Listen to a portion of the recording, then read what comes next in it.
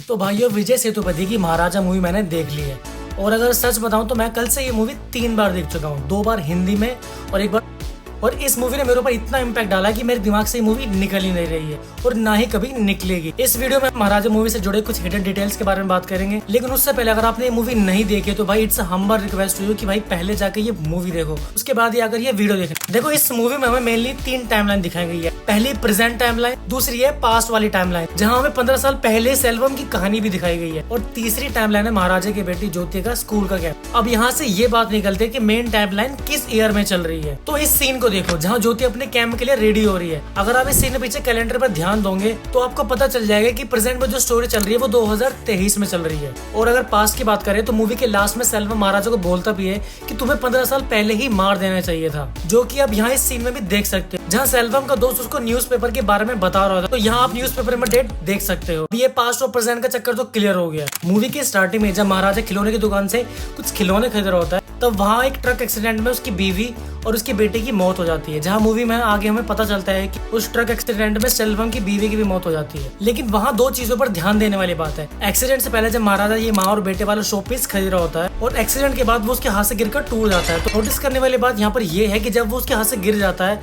तो सिर्फ माँ वाली साइड का ही हिस्सा टूटता है, बेटी वाली साइड का नहीं। विच शोज की माँ की ही डेथ हुई है, बेटे की नहीं। तो इसी एक्सीडेंट को ध्यान में रखते हुए महाराजा अपना घर रोड से काफी दूर बनाता है, जहाँ कोई भी घोड़ा गाड़ी एक्सीडेंट का खतरा ना हो। देखो, जिस दिन सेल्वम के बेटे का जन्मदिन होता है उस दिन उसकी वाइफ उसको बोलती है कि थोड़ी शेव करा के आना। तो सेल्वम शेव कराने के लिए महाराजा की ही दुकान पर जाता है, जहाँ बाद में वो अपना बेटे का लिया हुआ गिफ्ट भी भूल जाता है। लेकिन ध्यान देने वाली बात ये है कि मूवी के बिल्कुल स्टार्टिंग में जो हमें सीन दिखाया गया है, जहाँ महाराजा अपने ओनर से छुट्टी मांगता है, तो उसको वो मना कर देता है और बोलता है कि आज सारे कस्टमर तुम ही देखोगे। ये वही सेम दिन है जिस दिन सेल्वम की बेटी का जन्मदिन है, और ये इस सीन से कंफर्म हो जाता है, जहाँ ये आदमी अपने बाल कटाने के लिए अपने डॉग को भी साथ में लेके आता है। और जब सेल्वम अपनी शेविंग कराने के लिए जा रहा होता है तो इस डॉग को हम यहाँ दरवाजे पर बैठा हुआ भी देख सकते हैं। अब एक सवाल मैं आपसे पूछना चाहूंगा कि महाराजा के घर से डस्टबिन सच में चोरी हुआ था, जिसको वो लक्ष्मी करके बुलाते हैं? वेल नहीं, महाराजा के घर से कभी डस्टबिन चोरी हुआ ही नहीं था। यहाँ इस सीन को देखो, जब मूवी के एंड में ज्योति को हॉस्पिटल में एडमिट किया जाता है तो यहाँ हम उस डस्टबिन को रखा हुआ साफ साफ देख सकते हैं। मूवी में ऐसा इल्यूजन बनाया गया है कि ये डस्टबिन सेल्वम ने चोरी किया था,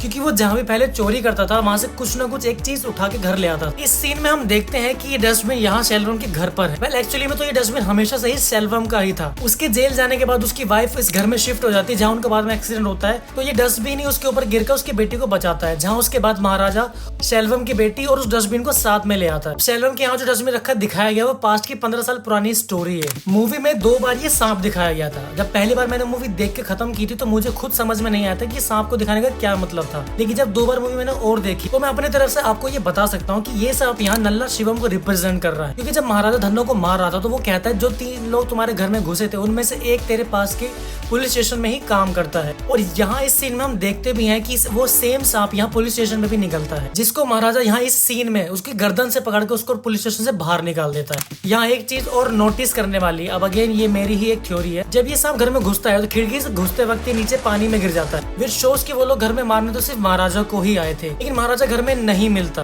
तो सांप का खिड़की से पानी में गिरना शोज उनको सरप्राइज मिला है कि महाराजा तो घर में है ही नहीं। लेकिन जब वो सांप घर से जाता है तो एक कांच का गिलास गिरकर फूट जाता है। इट शोज कि वो तीनों घर से जा तो नहीं, लेकिन वो महाराजा की बेटी ज्योति को फिजिकली और मेंटली तोड़ कर जा रहे हैं। अब ये तो हमें पता है कि महाराजा धन्ना को मार देता है, लेकिन जब उसका दोस्त उसकी मिसिंग कंप्लेंट कराने पुलिस स्टेशन आता है और महाराजा को पता चलता है कि ये धन्ना का दोस्त है, तो वो उसको सहानुभूति देने के बहाने से उसकी कमर पे हाथ लगाकर चेक करता है कि कहीं इसकी कमर पे वो कान तो नहीं, और ऐसा वो लगभग सभी पुलिस वालों के साथ करता है।